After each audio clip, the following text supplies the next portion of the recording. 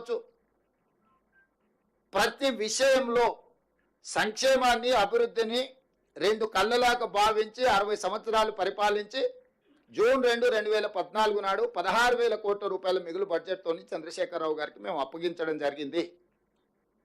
సరిగ్గా 10 ఏళ్ల రాష్ట్రాన్ని ఆర్థిక సంక్షోభంలోకి నెట్టేసి 7 లక్షల కోట్ల రూపాయల అప్పు చేసి అప్పు మిత్తి చెల్లించడానికి మళ్ళీ అప్పు చేసే పరిస్థితి కల్పించి మా చేతికి రాష్ట్రాన్ని అప్పచెప్తే వాస్తవాలను గ్రహించి శాసనసభలోనే ఆర్థిక మంత్రి గారు, ఉప ముఖ్యమంత్రి గారు వైట్ పేపర్స్ ప్రవేశపెట్టి అక్కడి నుంచి ప్రయాణం మొదలుపెట్టి ఒక్కటొక్కటిగా సర్దిద్దుకుంటూ జరిగిన తప్పిదాలను సవరించుకుంటూ ఎవరి మీదనో ఆరోపణలు చేసుకుంటూ ఎవరినో నిందించుకుంటూ కాలం గడపకుండా ఒక మంచి పరిపాలన విధానంతో ఒకటొక్కటిగా పరిష్కరించుకుంటూ మేము ముందుకు వస్తున్నాము.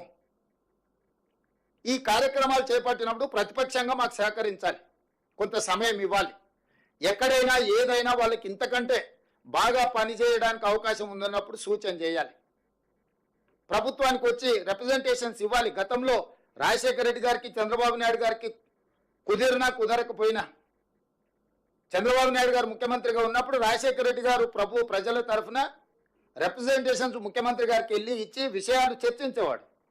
తిరిగి రాజశేఖర రెడ్డి గారు ముఖ్యమంత్రి అయిన తర్వాత సేమ్ చంద్రబాబు నాయుడు గారు మళ్ళీ ప్రజల తరఫున పబ్లిక్లో తిరిగినప్పుడు వారి దృష్టికి వచ్చిన విషయాలు నివేదికల రూపంలో ముఖ్యమంత్రులకు ఇచ్చి ప్రభుత్వాలకు సూచన చేసేవాడు. లేదు, ఇగో ఇందులో మీరు అమలు చేస్తున్న సంక్షేమ పథకంలో ఇగో ఇక్కడ కొంత ప్రజలకు కష్టమవుతుంది, దీన్ని సవరించుకోండి అని చెప్పేవాళ్ళు. వాళ్ళు సవరించుకునేవాళ్ళు. ఒక మంచి సాంప్రదాయం ఉండే ఉమ్మడి రాష్ట్రంలో కూడా తెలంగాణ ఉద్యమం అంత జరిగిన హరీష్ రావు గారు 2008 ఉప ఎన్నికలు జరిగిన తర్వాత రాజశేఖర రెడ్డి గారిని కలిసిండు. ఆ రోజు బొకే ఇచ్చి రాజశేఖర రెడ్డి గారిని కలిసిన తర్వాత హరీష్ రావు గారు పార్టీ మారుతున్నాడు, మామను వెన్నుపోటు పొడిచి ప్రభుత్వంలోకి పోతున్నాడని పెద్ద చర్చ వచ్చింది. వారు బయటకు వచ్చి ఏం వివరణ ఇచ్చారు? లేదు సిద్దిపేటకు డిగ్రీ కాలేజ్ కావాలని నేను డాక్టర్ వైఎస్ రాజశేఖర రెడ్డి గారిని కలిసిన, నా నియోజకవర్గ అభివృద్ధి కోసం నేను ఆనాటి ముఖ్యమంత్రిని కలిసిన అని వారు వివరణ ఇచ్చుకున్నారు. నేను వారి వివరణని తప్పుపట్టట్లేదు, ఆ వివరణ లోతుకు నేను వెళ్ళదలుచుకోలేదు.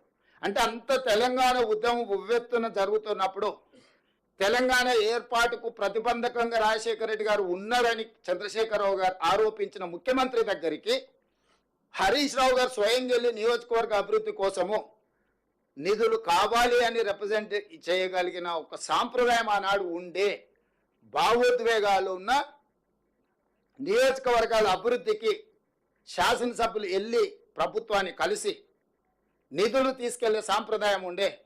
నేను 2007 నుంచి 2009 కానీ 2009 నుంచి 2014 కానీ 7 సంవత్సరాలు నేను ప్రతిపక్షంలో ఉన్న. ఇవాళ కొడంగల్కి వెళ్ళి చూడండి, ఆనాడు నేను ప్రతిపక్షంలో ఉన్న. నారాయణపేట కొడంగల్ లిఫ్ట్ ఇరిగేషన్ నుంచి మొదలు పెడితే కొడంగల్కు 100,000 కోట్ల రూపాయలు ఆ ప్రభుత్వంలో నేను నిధులు తీసుకెళ్ళిన అభివృద్ధి కోసం. ఆ రోజు మేము అందరం మంత్రులను కలిసేది, సభలో మేము చర్చించేది, ప్రజల సమస్యలు మేము ప్రత్యక్షంగా వెళ్ళి వారికి విన్నవించి వారి నుంచి నిధులను రాబట్టుకునేది. ఒక సాంప్రదాయం పాటించినాం మేము. 10 సంవత్సరాలు మీరు అనుమతి ఇవ్వలే, 10 సంవత్సరాలు మాకెవరికి కలవలే, 10 సంవత్సరాలు సచివాలయానికి రాలేదు, 10 సంవత్సరాలు పూర్తిగా 60 సంవత్సరాలు కాంగ్రెస్ పార్టీ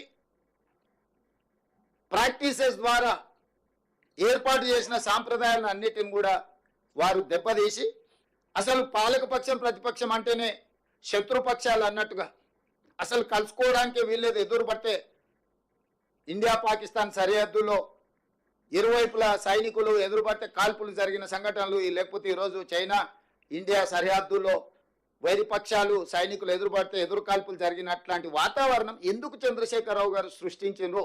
10 సంవత్సరాలు మీరు ఏం చేసిందని మేము అడుగుతలేము. ఎందుకంటే మీరు చేసిన అన్నిటిని ప్రజలు గమనించి మీకు ఇవ్వాల్సిన స్థానాన్ని ప్రజలు ఇచ్చారు. అసెంబ్లీలో అధికారం తీశారు, పార్లమెంట్లో గుండుసుని ఇచ్చారు. ఇప్పుడు ఏం జరుగుతుందో మీరు చూస్తున్నారు.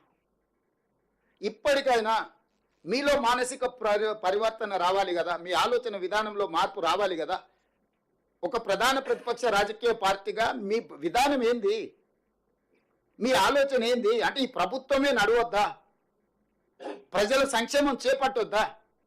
ఈ రాష్ట్రం అభివృద్ధి పదం వైపు తీసుకెళ్లాల్సిన అవసరం లేదా? రైజింగ్ తెలంగాణ రైజింగ్ అనే పదాన్ని మనం ముందుకు తీసుకెళ్లాల్సిన అవసరం లేదా? మీకు బాధ్యత లేదా? ప్రభుత్వం అంటే కేవలం 65 మంది కాంగ్రెస్ పార్టీ శాసనసభ్యులేనా? ప్రభుత్వం అంటే 119 మంది శాసనసభ్యులు కలిస్తేనే ప్రభుత్వము. ఒకరొకరికి ఒక్కొక్క బాధ్యత ఇచ్చిండ్రు. విధానపరమైన నిర్ణయాలు చేసే బాధ్యత మాకు ఇచ్చిండ్రు. దాన్ని విశ్లేషించడం ద్వారా సలహాలు సూచనలు ఇవ్వాల్సిన ప్రధాన ప్రతిపక్ష పాత్ర మీకు ఇచ్చిండ్రు. మీతో పాటు బీజేపీ, ఎంఐఎం, సిపిఐ ప్రతిపక్షాలను విషయాలను ప్రస్తావించడానికి సభలో అందరికీ ప్రాతినిధ్యం ఇచ్చిండ్రు తెలంగాణ ప్రజలు. మన పాత్రలను మనం అందరం పోషిస్తేనే శాసనసభలో స్పీకర్కి right hand side treasury benches అంటే పాలకపక్షం ఉంటుంది, లెఫ్ట్ హ్యాండ్ సైడ్ ప్రతిపక్షం ఉంటుంది. These two are